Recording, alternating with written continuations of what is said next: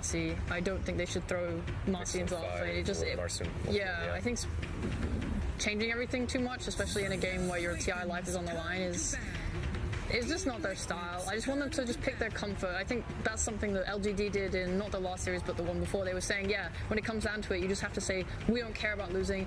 Play your comfort, play what makes you happy. They did play Nyx before on 4, but like you said, Matthew probably will be playing that. Sacred, I'm actually much happier with him playing the Enigma than the Tidehunter. I feel that he has had way more impact on the Enigma throughout the games that we have watched. I mean, it's just it's the TI hero, right? If you get to Blink, you get to BKB, as long as there is that innate cancel, you're going to be able to hit some of these clutch holes. Yep. They didn't ban out everything, though. They banned out the Silencer. There are still heroes that are pretty decent versus the Enigma and that can be picked on position 5. Yeah, you still got the Enchantress because you take over the island and can fight. You got the Winter Wyvern for the defending tower, and then the Winter Curse throughout the game.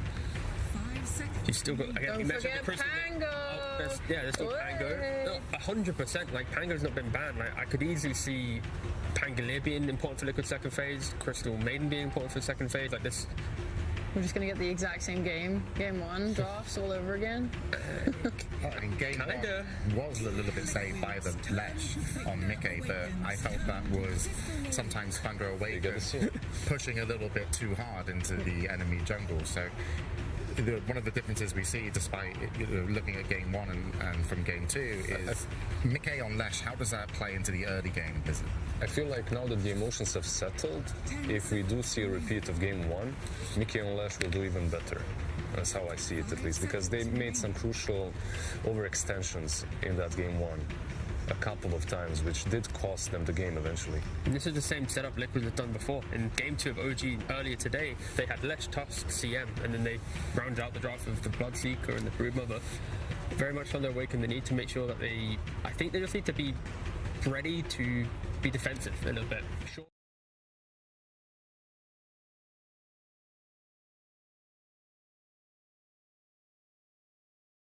At objectives.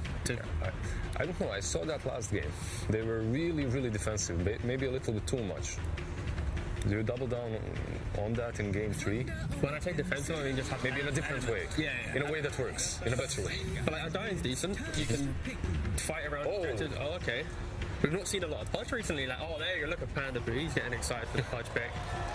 Again, Pudge is this hero that you can buy the Vanguard or a Hood, you get the Axe, you're super tanky. You can basically be what Leshrac is for Liquid, the Pudge becomes for Thunder Awaken. You throw them into the middle of the fight and you absorb that damage. Are you inviting a Lifestealer perhaps here? Yeah. I want to see a hero that either can kill the Tombstone or helps the team disengage in these fights. You either need to get away from the Tombstone or you need to be able to kill it and dictate where your fights are being taken, because Thunder Awaken, they just want to throw down a black hole with a tombstone on top or play around some cliff, hook you in. They have ways to displace you between hook and dispose on the Marcy.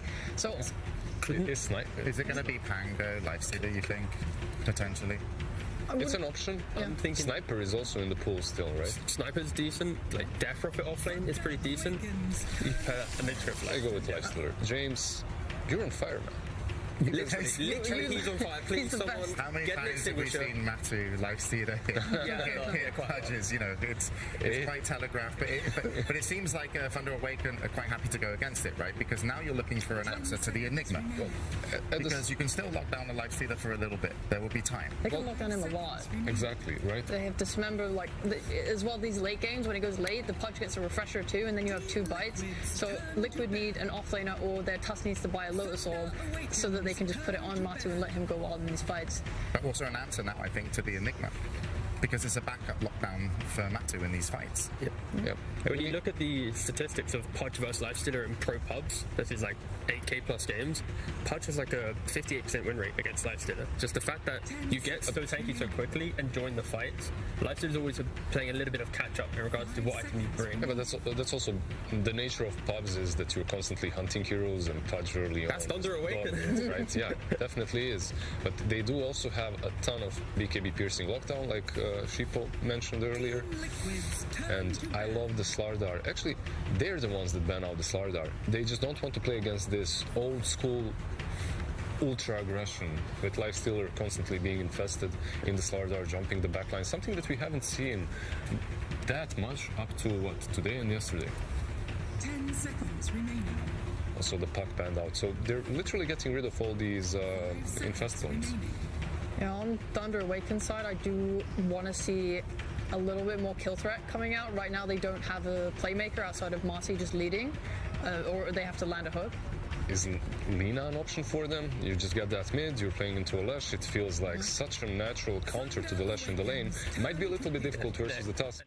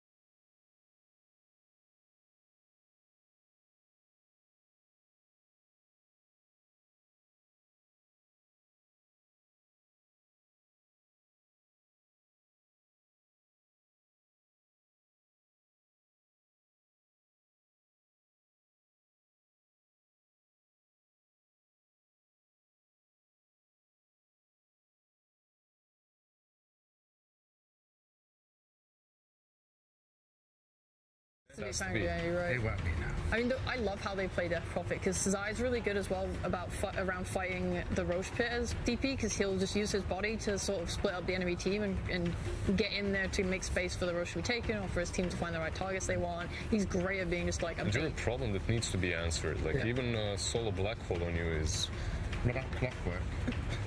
That's a little bit crazy, alright, relax. Okay, James, relax. Relax. James, right. James knows. You should have just... Don't doubt yourself, man. Don't doubt You yourself. guys made me doubt myself. No, we agree with you. It was hard working. But anyway, who do you think's got to base off the draft? I kind of favour Liquid a little bit, just because the Pango will now be the answer for the Enigma throughout the entire game, and they just have these heroes that they have excelled on immensely throughout TI so far, and even Blitz, that he's now going player to player, giving them the little motivational speeches and whatnot. Showing off the arms as well. Look at my muscles I went to the gym this morning. Oh, what? Oh, everyone gets a handshake, but the Zai gets a fist bump. Don't read into it too much. He was upset with Game 1 performance. Yeah, don't miss a swashbuck on this Black Ops. Yeah, that did happen a few times in Game 1. But yeah, so you're sorry, to wrap up, I really like Thunder Awaken's draft. You like Thunder Awaken? The amount of like BKB piercing stuff they have. You're way too reliant on Pango. I see Cancel them later. I see Lesh, I see Mickey. I'm all in. That's fair. It's going to be a close game. Oh, it certainly will be, and it will be the last game of the main stage. But before we go into the match, we're going to have a post-draft interview with Blitz. Blitz, thank you so much for taking time for us once again. Very interesting draft here that we see coming out, but I did want to talk to you about that first game one. Seemed like you guys should have had that one in the bag. As Seb said, the games that you should win are the hardest ones to lose. How did you guys recover? How did the team talk to each other to have a fantastic game two? I mean, I don't think you should really win any game. They're a really, really good team. You got to close out games here at TI. I think it's pretty disrespectful to just imagine like, oh, we're supposed to win that. Like, they did all the right things. Full respect to them. They deserved it. Absolutely. Really good job by them. All right, fantastic. Such great sportsmanship that we've seen so many times. I wish you the best of luck in your last game of the day, and we will throw it straight to the game. Let's head to our casters.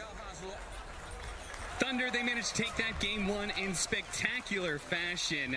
Lightning in the hands. Afterwards, word the pop-off from their coach. Respect SA, you shits. Thunder in the mouth. But it's easy to have that kind of pop-off after that game one. How do you do it after that game two, which was probably a demoralizing loss?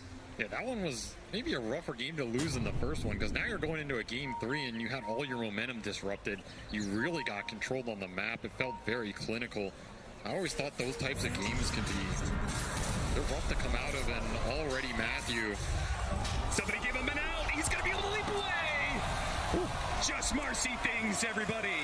That's a nice way to start this game off. Yeah, it's got to feel good. You know, so almost certainly a first blood that was going to be given away, but Matthew gets away ever so barely. And it looks like Thunder, Liquid still want to have a clash here. Zai is spotted out because he's going to go for the hook onto the bounty rune. Is anybody going to take it? Yeah, they're going to just chase him away, make sure there is going to be no hook. So that is going to be 3 bounty runes minimum for Liquid. There's still an awkward one sitting there in the top river area, but Thunder, they may have not given away the first blood, but it is going to be a rough start for them. They're going to challenge Panda Move here, try and keep him off the lane a little bit. Not the worst idea, get some efficient trading out before Undying gets there and can zone the Tusk in the one-on-one, but of course Matthew, never far. That was clean, boxy. Not even taking a moment to adjust. He's been landing some great shards all, well, I was going to say all day long, but really all tournament long. I remember in that game 1, they tried to dodge this Enigma Lifestealer matchup, and obviously they had a better matchup to throw it into, but this time they could have done the same thing. They could have thrown Pango in a side lane, could have tried to go for that. Instead, they're just going to man up, take the matchup, because they want this Pango mid. They want the Ember Pango matchup. They do not want to put the Leshrac there, which will force Lesh to this 3 position on Zai. Perhaps a little farm parity. I say that, and every time I've seen an off-lane Lesh at this tournament, it doesn't seem like it gets any lower farm priority, so maybe not too much overthinking in terms for Liquid, but maybe just a comfort thing. Mickey just wanted this Pango mid. It's a nice melee on melee matchup, and Pango getting more farm in this game is pretty nice, right? There's not a lot to control him outside of that black hole, especially if he gets to like Basher, Ag's territory. They were trying to secure range creeps, and nice bailout from Bakaz. So you watch that, they denied their own range creep, and then he had to hop in to secure the range creep for the side of Thunder, but it did put him in a little bit of danger, fortunately, because it's a nice hook to bail him out ultimately. I also want to say, like, I felt this draft picking this Pudge was pretty ballsy. Like, you're in a game for the elimination, your whole year on the line, and you go to Pudge carry. This hero can show up in the biggest ways, but he can also flounder a bit. Especially when you have that Marcy, it's not a sidekick partner, so you're losing some value there. You can throw it on the Ember, feel really great about that in the mid game, but it's not like last game where they had the Marcy gyro, you're just powering up a monster. On the flip side, if Bakaz is feeling it, you gotta go with it, right? And I think on Dire, Matu is feeling this Lifestealer. We have seen him pop off on this hero over and over this tournament. He's not afraid to play it into the Enigma here. Yeah, you had some suggestions. I called out Lifestealer immediately. You said, I actually prefer the Ursa. What do you think the difference was there between those two carries? Because either one would have been a great choice against Pudge here. Sign from God? I don't know. You know, he felt it in his heart. I think if you feel the hero, you can always pick 10 heroes in a position in a draft, and they can probably be executed. But if Matu's feeling the Lifestealer, it's one of his classic heroes from way back in the day. Could be his last game. Gotta go with what you feel is right. Over the splitter. There's only gonna be able to land on the Marcy, and they got the hook on his eye. Bakaz close range gets some serious damage onto that Leshrac. Both teams are gonna limp away. No first blood just yet. 3 minutes in. Gotta be careful of the sticks in this type of skirmish lane. Boxy up to 8 charges. Bakaz holding on to his 10. Do not want to get over baited into a tower, into the hook. Over. They're gonna round 2. Into Bakaz. Nice shot. Beautiful shot. My God. The hook around blocked by the range creep, and they do manage to get the first blood as Marcy falls first, and with the hook on cooldown, Bakaz is going to take a lot of damage. They're going to go for it. The stick is going to be used, but underneath the tower, they've got the creeps to be able to tank up. They get both the kills in this lane. Team Liquid, this is a huge victory, not just for those kills, but look how many creeps are dying without anybody to collect. Yeah, Matthew's going to try and collect Zai a little bit, but no aggro to bank on.